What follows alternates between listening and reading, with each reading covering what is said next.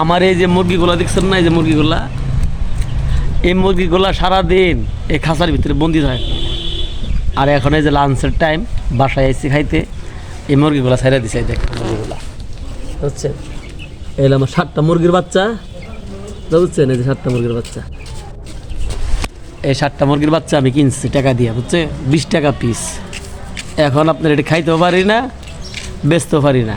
আমরা যে বাসায় থাকি, এই বাসা আরও ভাড়ার টিয়াগো সমস্যা হয়, মানে তাদের সমস্যা হয় এই মুরগির বাচ্চার জন্য, তাকে সমস্যা হয়। আমার বাসায় একজন মুরব্বী মানুষ আছে, আর বেশি সমস্যা হয়, বুঝছেন? এখন এই মুরগিগুলো তো আমি খাইতেও পারি না, কারণ বেচতেও পারি না, বুঝছেন? খাওয়াও যাইতেছে না, বেচাও যাইতেছে না, কেউ এটা দিয়ে দিমু তাও পাইতেছি না। মানে এটা কিচ্ছু করা যায় না, বুঝছেন? এটাতে খামো, খাওয়ার তো পরিবেশ নাই, বুঝলেন না? এখন মানুষের তো সমস্যা হয়, বুঝলেন না? আরও মানুষের সমস্যা হয়। আমার তো আমার যদি আমার জিনিস আপনি আরেকজনের সমস্যা হইলে তো আপনার তো সমস্যা। এটা তো আমার নিজের বাড়ি না, মানুষের বাড়ি। 10 জন বাড়িটা থাকি আমরা, তো বুঝলেন না?